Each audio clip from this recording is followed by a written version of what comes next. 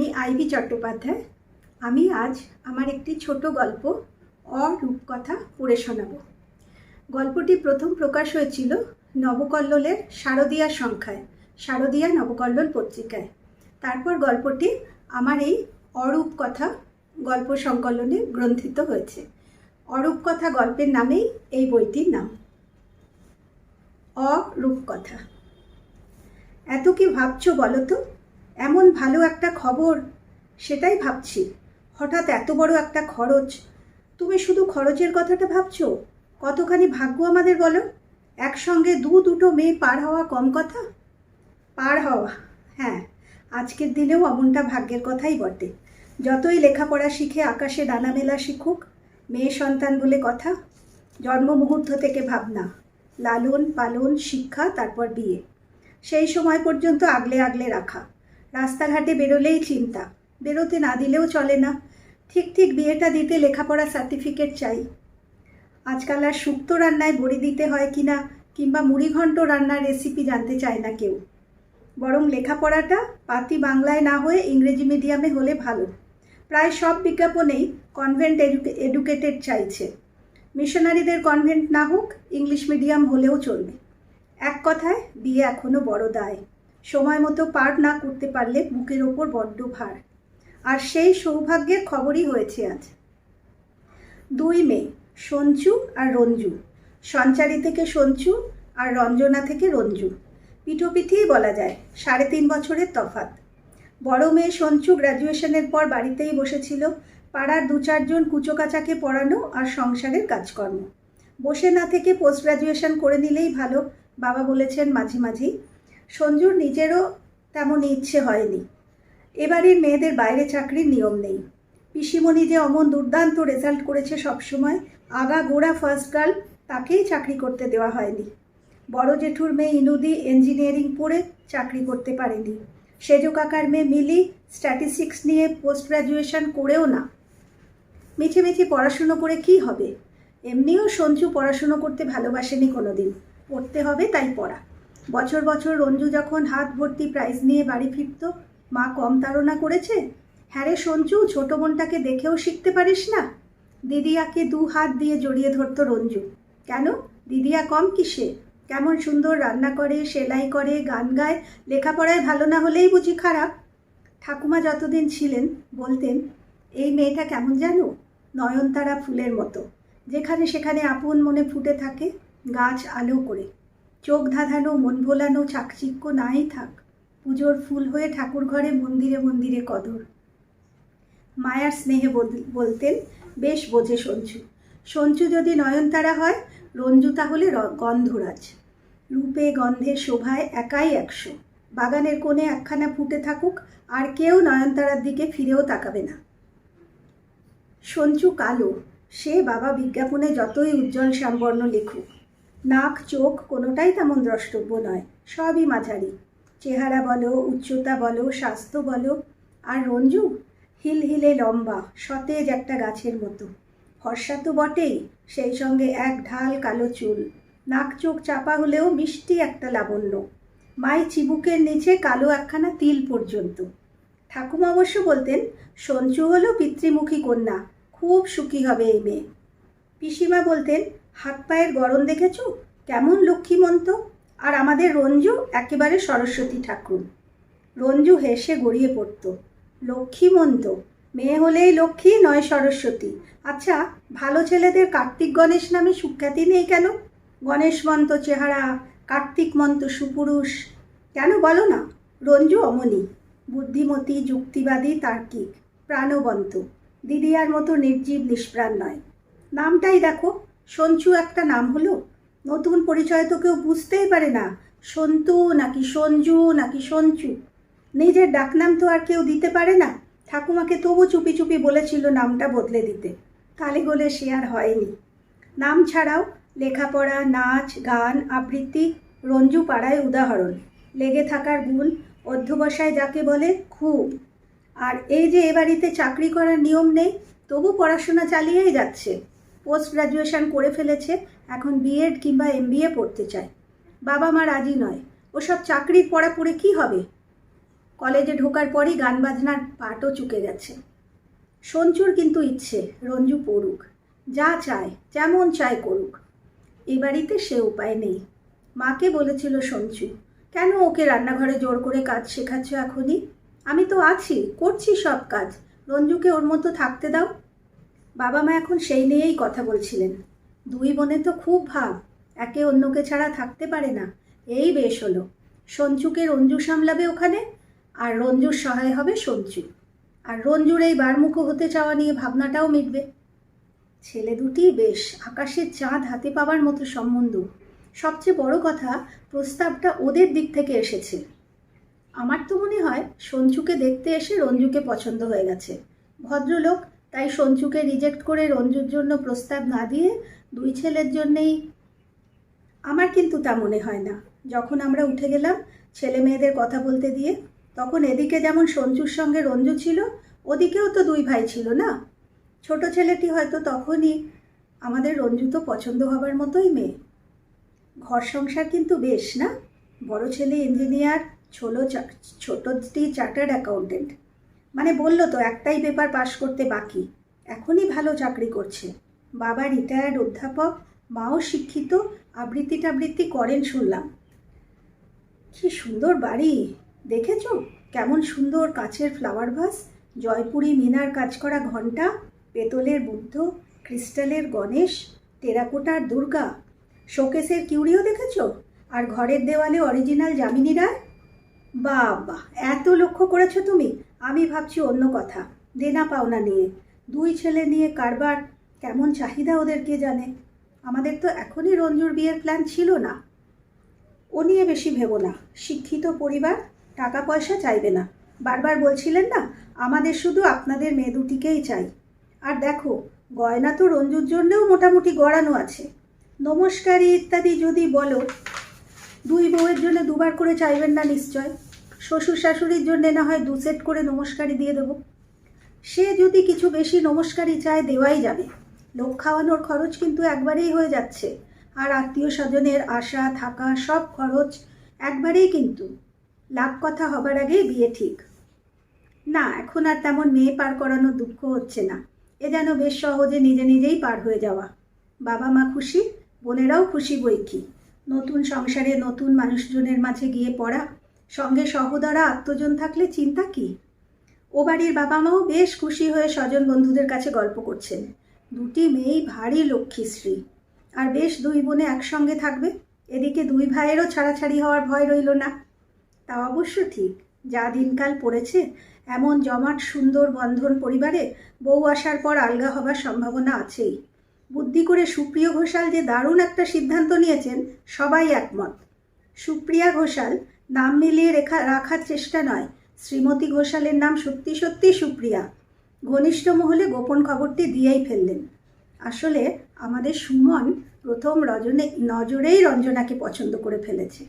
সুমন এবারই ছোট ছেলে, পড়াশুনো ছাড়াও খেলাধুলো থেকে ব্রেক ডান্স সব ব্যাপারেই উদাহরণ। পরিবারটিও ধনী এবং বাণী। চেনা জানা অনেক মেয়েরা এবং মেয়েদের মায়েরা লক্ষ্য স্থির অপেক্ষায় ছিলেন বড় ছেলের বিয়ের পরই প্রস্তাব উত্থাপন করবেন। তারা একটু হতাশ, একটু দুঃখিত।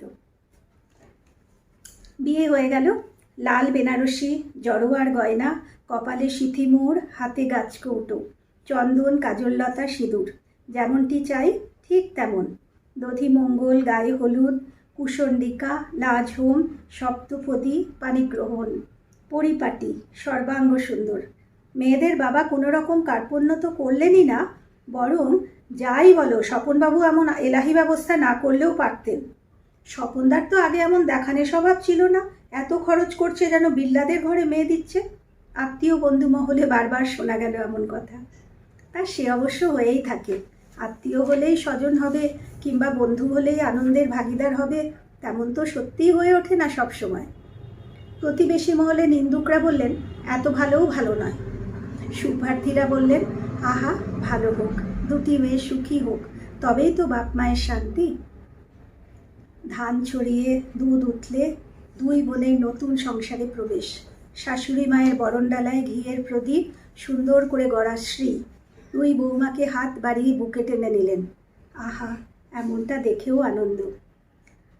বড় ছেলে সুজন একটু কম কথা বলে, উচ্ছ্বাস প্রকাশও কম, কিন্তু এমনটাই পছন্দ সঞ্চুর। প্রথম আলাপের দিনই ভালো লেগেছিল।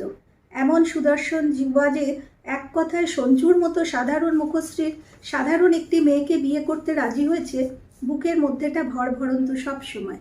বিয়ের আগে রঞ্জু খুঁতখুত করেছিল, এমনই ভাগ্য আমার যে একমাত্র জামাইবাবুর সঙ্গেও রসিকতা করতে পারবো না, মজা আনন্দ করা তো দূরের কথা, ভাসুর যে।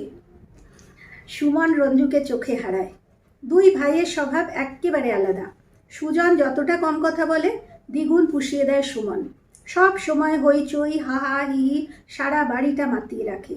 আর গুণের কথা তো বলে শেষ করা যায় না। রঞ্জি খেলেছে ক্রিকেটে, ক্যারাটে নিয়ে ব্ল্যাক বেল্ট, তাইকোন্ডু জানে, একটা নামি ক্লাবে ছোট ছেলেদের তাইকোন্ডুও শেখায়। খেলোয়াড়ের পোশাকে আরও সুন্দর দেখায় সুমনকে। রঞ্জুর দু চোখে সেই তৃপ্তি। সূক্ষ্ম শিল্পগুণও কম নেই। গলা ছেড়ে ভাটিয়ালি গাইবে যখন, ধবধবে সাদা পর্দাগুলো পর্যন্ত ছন্দে ছন্দে উঠতে শুরু করবে। গানের সুর হাওয়ায় ভেসে ভেসে ঘর ছেড়ে বারান্দায়, বারান্দা ছেড়ে বাগানে, বাগান ছেড়ে সামনের রাস্তায় ছুটোছুটি করে। পথ চলতি মানুষজন পলকের জন্যে থমকে দাঁড়িয়ে পড়ে। শুধু কি গান, ক্লাব বা পার্টিতে নাচে যখন, সবাই যে কী প্রশংসাই করে। সুজন সে তুলনায় একটু মলিন এবং অন্তর্মুখী। নতুন বউ নিয়েও তেমন তাপ উত্তাপ নেই। প্রথম দেখার দিন যে বলেছিল, মেয়েটা ঘরে এসে দাঁড়ালো ঠিক যেন একটা সাদা মোমবাতি, ঠান্ডা, পবিত্র। মা সেই কথাটা বারবার বলছেন, সুজন কিন্তু একবারও বলেনি সঞ্চুকে। এবারের বাবার মজলিসি স্বভাব। ছুটির দিন হলেই মস্ত হল ঘরে গান আবৃত্তি। সবসময় যে বাইরের লোকজন আসবেই তেমন কথা নেই, বাড়ির সবাই মিলেই মজলিস। দুই বোন প্রথম দিকে বেশ সংকোচে ছিল, এমন পরিবেশে তো আগে থাকেনি। এবাড়ির বাবা মা সব সংকোচ সরিয়ে দিয়েছেন, এখন বেশ লাগে। রঞ্জু অবশ্য বেশি বানিয়ে নিয়েছে, বোনকে নিয়ে গর্ব হয়েছে সঞ্চুরও। ভূমি থেকে চন্দ্রবিন্দু সব ব্যান্ডের গান, সুনিধি চৌহান থেকে শ্রেয়া ঘোষাল, মায়ের শ্রদ্ধা কাপুরের গানও নিখুঁত গেয়ে দেয়। কোমরে আঁচল জড়িয়ে আমি ফুল তুলিতে এলেম বনে, মোর ভাবনারে কি হাওয়ায় মাতালো, নাচে মাতিয়েছে এবাড়ির মজলিস। এমন অবশ্য আগেও হয়েছে অনেক। ও বাড়িতেও কোনো জমায়েত হলে আত্মীয় স্বজন রঞ্জুকে দিয়েই মেতে উঠত। ছোটো মাসি বলেছিল মাকে সবার সামনে, তোমার রঞ্জুকে নিয়ে ভাবনা নেই শেষদি, কি মিষ্টি যে দেখতে হয়েছে, তেমন মিশুকে স্বভাব। মা বলেছিল, সঞ্চু একটু চাপা, কিন্তু স্বভাবে মিশুকে সঞ্চুও। পাড়ার যত পুচকেরা তো সঞ্চুদি বলতে অজ্ঞান। শোভা কাকিমা, মিঠু কাকিমা বলেছিল সেবার পিকনিকে গিয়ে, তোমার রঞ্জুটা কিন্তু ভারী সুন্দর হয়েছে, আর কি গুণী মেয়ে, বিয়ের সময় পাত্রপক্ষে লাইন পড়ে যাবে। বড় হবার সময়, বোঝার বয়স হবার পর থেকেই এমন ব্যাখ্যামূলক উক্তি শুনে শুনে দুই বোনই জেনেছে রঞ্জুই তুলনামূলকভাবে ভালো। রঞ্জু অবশ্য পাত্তা দিত না তেমন। লোকেরা খেয়ে দে কাজ নেই দিদিয়া, দুই বোনের মধ্যে তুলনা করা হচ্ছে সে বোধটাও নেই। সঞ্চু বলতো, হাসি নিয়েই বলতে পারত, তুই নিজেই জানিস না রঞ্জু, তুই কত সুন্দর, কত গুণী, দেখিস তোর বিয়ের সময় বাবাকে চিন্তা করতে হবে না। কালো বলে 3 জায়গা থেকে পাত্রপক্ষ বাতিল করে দেবার পরও বলতে পারত, তুই দেখিস দিদিয়া, তোরও খুব ভালো বিয়ে হবে, সুন্দর দেখার জন্য চোখ চাই, মা বলে না। হ্যাঁ, মা বলে, মা বলতো। দুর্বল সন্তানের সব অক্ষমতার লজ্জা বুকে নিয়ে মা লুকিয়ে ঘুরত। মাকে সেই লজ্জা থেকে মুক্তি দেবার কোনো উপায় সেদিন ছিল না সঞ্চুর। আজ হয়েছে। একই ধনী সংসারে দুই ভাইয়ের হাত ধরে দুই বোনের নতুন জীবন। আজ আর এত সংকোচের কোনো মানে হয় না সত্যি। বরং অন্যভাবে দেখতে গেলে সুজনই বেশি সফল, উৎকৃষ্ট, কৃতী। এই বয়সেই নামি অর্ডিন্যান্স ফ্যাক্টরির ইঞ্জিনিয়ার, কাজে খুব সুনাম। সেন্ট্রাল গভর্নমেন্টের এই সংস্থায় বয়সে এবং অভিজ্ঞতায় সিনিয়র অনেক মানুষও কাজের নানা ব্যাপারে সুজন ঘোষালের মতামত নিয়ে থাকেন। সম্প্রতি নিজের মেধা ও চেষ্টায় ডিজাইনে অটোমেশন প্রজেক্ট সফল করে কর্তৃপক্ষের কাছে সুজন রীতিমতো প্রজেক্টেড এবং হাইলাইটেড। মনোযোগ আকর্ষণ করা উজ্জ্বলতা যাকে বলে। সুমনের মধ্যে ছেলে মানুষই বেশি, এখনও কাজের ব্যাপারে সিরিয়াস নয়। যে ফার্মে আর্টিকেলশিপ করছে সেটাও সুপ্রিয়া ঘোষালের ভগ্নিপতি, মানে সুজন সুমনের মেসমশাইয়ের ফার্ম। বাড়িতে দুই বউ সমান প্রিয়। রূপ লাবণ্য নিয়ে আলাদা করে কারো মাথা ব্যথা আছে বলে মনে হয় না। ছোট মাসি সঞ্চুর হাতে চা খেতে বেশি পছন্দ করেন, আর ছোট পিসি রঞ্জুর তৈরি শরবত, সঞ্চুর তৈরি চকলেট কেক আর রঞ্জুর টুটি ফ্রুটি আইসক্রিম দুই বাড়ির সবার প্রিয়। সঞ্চুর চোখে অবশ্য কোনো ভাবই ফুটে ওঠে না, শান্ত নির্লিপ্ত ভাষা ভাষা দৃষ্টিতে বেশ মানিয়ে নিয়েছে এবাড়ির ঘর সংসার রান্নাঘরে। রঞ্জুর চোখ দুটি কিন্তু চমৎকার ভাবময়, অভিব্যক্তিপূর্ণ, ভাষাময়। প্রীতি আর আন্তরিকতায় নিবিড় দৃষ্টি নিয়ে ছোটাছুটি করে ঘর থেকে বারান্দায়, বৈঠকখানা থেকে রান্নাঘর। ঘোষাল পরিবার প্রীত এবং তৃপ্ত। দুই বধূ নিয়ে তাদের গর্বের সীমা নেই। সংসারের কাজে দুজনেই সমান পটু, বাধ্য, নম্র, কথাবার্তায় শিষ্ট এবং মিষ্ট। বাড়িতে সর্বদাই একটা খুশি খুশি হাওয়া। ও বাড়িতেও বাবা মা খুশি এবং নিশ্চিন্ত। বেশ একটা সামাজিক উত্তরণ। এবার দুই কন্যা সুখে সংসার করিতে লাগিল, রূপকথা জাতীয় পরিসমাপ্তি হলেই হয়। একদিন রাতের টেবিলে, খাবার টেবিলে মালাই চিংড়ি আর কষা মাংস খেতে খেতে সুজন বলল, এই দুটো রান্না কিন্তু মায়ের মতো কেউ পারে না। মা মুচকি হেসে বড় বৌমার দিকে চাইলেন, তাই বুঝি? আমি কিন্তু আজ রাঁধিনি। সুমন বলে উঠল, তাহলে বৌদি, আমি নিশ্চিত, 100% শিওর। রঞ্জুর মুখে একটা ছায়া পড়ল। দিদিয়াই রেঁধেছে। তাকিয়ে দেখল সঞ্চু লজ্জা পেয়ে মুখ নামিয়ে রেখেছে। বাবা রাতে নিরামিষ খান না, বলে উঠলেন, আমার জন্যে রেখে দিয়েছ তো? সঞ্চু মাথা নাড়ালো। সুজন কিন্তু আর কথা বলল না। মালাই চিংড়ি খেলো, কিন্তু মাংসের বাটিটা সরিয়ে রাখলো। কেউ লক্ষ্য করলো কিনা কে জানে, রঞ্জু কিন্তু ঠিক লক্ষ্য করেছে। আর কেন কে জানে, মনে অকারণ পুলক জেগে উঠল। আর একদিন বাবার বন্ধু সুবিনয় কাকু এসেছেন। বসার ঘরে জোর তর্ক, নানা আলোচনা থেকে শেষ পর্যন্ত রাজনীতি পর্যায়ে এসে তর্কাতর্কি, বাঙালির যা স্বভাব। হঠাৎ বাবা ডেকে নিলেন ছোট বৌমাকে। এ বিষয়ে তুমি কি বলো? সংরক্ষণ নিয়ে তোমার কি মত? সঞ্চুর মুখে একটা ছায়া পড়ল। রঞ্জু হালকা স্বভাবের মেয়ে, খবরের কাগজ পড়ে না, টিভিতে নিউজ দেখে না। ও বাড়িতে বাবা এমন সব আলোচনায় সঞ্চুকেই ডেকে নিতেন। রঞ্জু অবশ্য সপ্রতিভভাবেই বলল, আমার মত হলো সংরক্ষণে কোনো লাভের লাভ হয় না। অনেক সময়ই একই পরিবারের লোকজন ধারাবাহিকভাবে সংরক্ষণের সুবিধে পেয়ে যায়। যে উদ্দেশ্যে সংরক্ষণ, তা কি সত্যি সত্যি হয়? সুবিনয় কাকু বললেন, তোমার এই ছোট বৌমাটি খুব বুদ্ধিমতী। তর্ক জমে উঠল। সুপ্রিয়া দেবী বললেন একবার, বড় বৌমার মতটা শোনা হলো না কিন্তু। তুমুল হট্টগোলে সে কথা চাপা পড়ে গেল। সুমন দলিতদের পক্ষে, সুপ্রিয়বাবুও। সুজন খবরের কাগজের আড়ালে মুখ নিয়ে টুকটাক মন্তব্য করছে। রঞ্জু কথার পিঠে কথা, স্মার্ট এবং বুদ্ধিদীপ্ত। সুবিনয় কাকু উত্তেজিত এবং বিজয়ীর ভূমিকায়। সঞ্চু চায়ের কাপ এগিয়ে দিচ্ছিল। সুপ্রিয়া জিজ্ঞেস করলেন, তোমার মত কি? বলছো না যে? সুজন বলল, ওর আলাদা মত থাকে না। রঞ্জুর মুখে কৌতুকের হাসি। হয়তো কিছুই বলতো না সঞ্চু, কিন্তু রঞ্জুর মজা পাওয়া হাসিটা কোথায় যে লাগলো। সুজনের মুখের দিকে একবার তাকিয়ে নিয়ে বলল, সংরক্ষণ প্রথা পিছিয়ে পড়া সম্প্রদায়ের মানুষকে মূল স্রোতে ফেরানোর প্রথা। সেটা সমাজের জন্য জরুরি। রাষ্ট্র সেই চেষ্টাই করছে। খোলা গলায় হেসে উঠল রঞ্জু। সেটাই তো হিপোক্রিসি, মস্ত ভণ্ডামি, ভোটের রাজনীতি। সুজন খবরের কাগজটা মুখের ওপর আরও টেনে নিল। রাষ্ট্র আর রাষ্ট্র নেই, অনেকদিন আগেই ধৃতরাষ্ট্র হয়ে গেছে। মুখ দেখা গেল না, গলায় স্পষ্ট হাসির আভাস। সবাই হেসে উঠল, দলিত পক্ষ নিয়ে তর্ক করা সুমনও। কেমন জেদ চেপে গেল সঞ্চুরও। জন্মের ওপর তো আমাদের হাত নেই। জন্মক্ষণেই কিন্তু ঠিক হয়ে যায় আমরা কোন ধর্ম, কোন সম্প্রদায়, কোন সমাজের লোক হব। ওদের জায়গায় যদি নিজেকে বসিয়ে দেখি, আবেগ নিয়ে রাষ্ট্র চলে না। সুবিনয় কাকু হাসতে হাসতে বললেন, জন্মের ওপর হাত নেই, কোন দেশে জন্মাবো সে অধিকারও নেই। আজ যদি একটা ফার্স্ট ওয়ার্ল্ড কান্ট্রিতে আলোচনাটা সব পেয়েছি দেশের সুবিধের দিকে ঘুরে গেল। মূল আলোচনার সমস্যার সমাধান তো হলোই না, আলোচনায় পূর্বাপর কোনো সামঞ্জস্যও রইল না।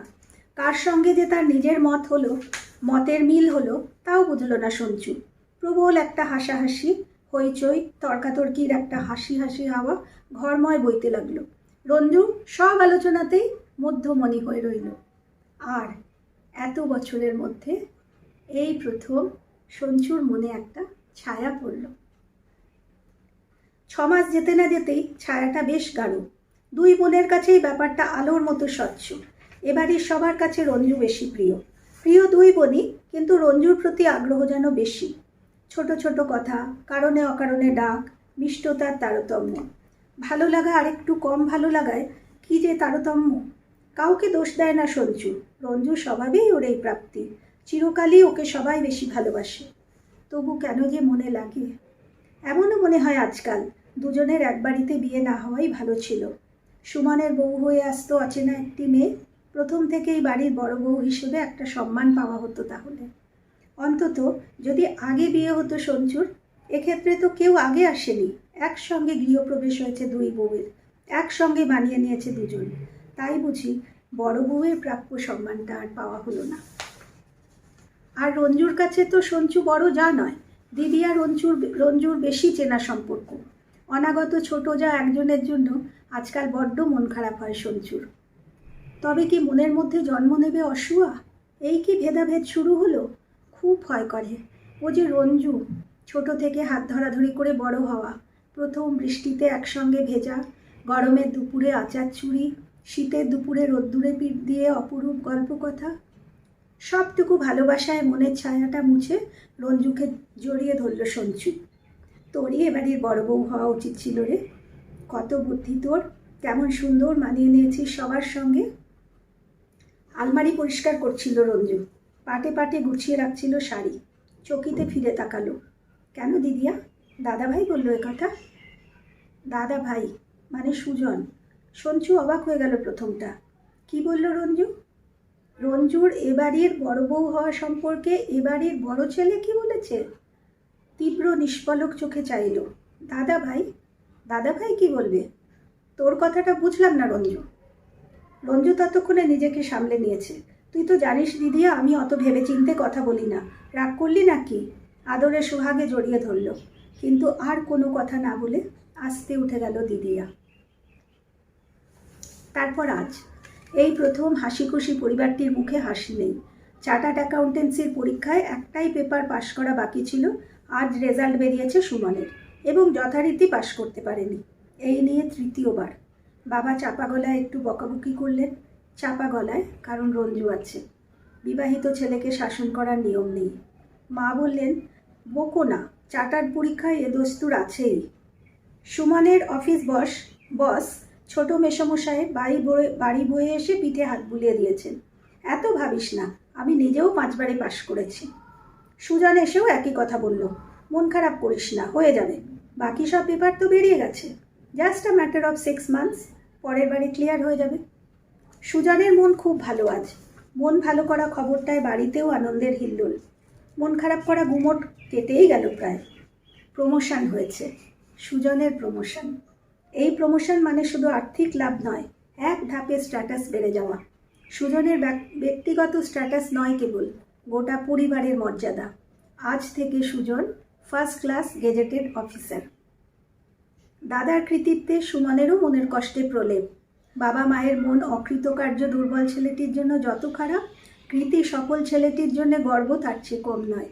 অদৃষ্টকে দায়ী করলেন প্রথম কারণে, দ্বিতীয় কারণে কৃতজ্ঞ চিত্তে ঈশ্বরের আশীর্বাদকে স্মরণ করলেন। আর অত্যন্ত সূক্ষ্মভাবে একটা স্বীকৃতির বাতাস বইতে লাগল। বড় বৌমা যে সুলক্ষণা তা প্রথম নজরেই চিনেছিলেন দুজনে। কে না জানে পয়মন্ত লক্ষ্মীমন্ত বউ পরিবারের সম্পদ। রঞ্জু প্রথমটা ঠিকমতো প্রতিক্রিয়া দিতেই পারেনি। সুমনের অকৃতকার্য হওয়াটা রোদ্দুরের আকাশে আচমকা কালবৈশাখী। তারপর সবাইকে দেখে, বিশেষত সুমনকে দেখে বুঝেছে চার্টার্ড পরীক্ষা এমনটা হয়। তেমন ভাবনার কিছু নেই। পরিবারের এমন আনন্দে সামিল হতে বাধা নেই। বিশেষত দাদাভাইয়ের এমন খবরে, যে দাদাভাই বিশেষ প্রীতিপূর্ণ সম্ভ্রমের দৃষ্টিতে প্রথম দিন থেকেই গুরুত্ব দিয়েছে রঞ্জুকে। রান্নাঘরে জলখাবার তৈরি করছিল সঞ্জু, হাতে হাতে এগিয়ে দিতে এলো। এই দাদাভাইয়ের দারুণ খবরটা বাবা মাকে কখন দিবি দিদিয়া? সঞ্জু হাসলো একটু। ভাবহীন চোখ দুটো আজ বাংময়, চিকচিক করছে আনন্দে। সে তো দেব, কিন্তু সুমনের কথাটা যে কি করে বলি? তুই বুঝিব ওকে একদম পড়তে দিসনি রঞ্জু। অপ্রত্যাশিত আঘাতে থমকে গেল রঞ্জু। আমি আমি পড়তে দিইনি? পর মুহূর্তেই স্বভাবে ফিরে এলো, দাদা ভাইয়ের প্রমোশনের জন্য যেমন তোর কোনো অবদান নেই, তেমনি ওর পড়া নিয়ে আমারও। দিদিয়ার মুখে চাপা হাসিটা বড্ড চেনা হাসি, বড্ড অচেনা হাসি। কথাটা শেষ হলো না রঞ্জুর, চুপ করে গেল। মুখোরা হাস্যময়ী রঞ্জু। দিদিয়ার তুলনায় তার শ্রেষ্ঠত্ব আবাল্য স্বীকৃতি পেয়েছে। রূপ, গুণ, স্বভাব, ব্যবহার সবেতেই তুল্যমূল্য বিচারে সেরা হয়ে থেকেছে। আজ মনে হচ্ছে বিয়ের পর স্বামিত্বের অহংকারই শ্রেষ্ঠ সম্পদ। আজ দিদিয়া সত্যি সত্যি বড় হয়ে গেছে, জ্যেষ্ঠ এবং শ্রেষ্ঠ। কৃতি স্বামীর সম্মানীয় স্ত্রী, ঘোষাল পরিবারের সর্বগুণ সম্পন্না, সুলক্ষণা, সৌভাগ্যবতী বড় বউ। এতদিন পর রঞ্জুর মনে হলো দু বোনের একই বাড়িতে একই পরিবারে বিয়ে হওয়াটা ঠিক হয়নি। নমস্কার।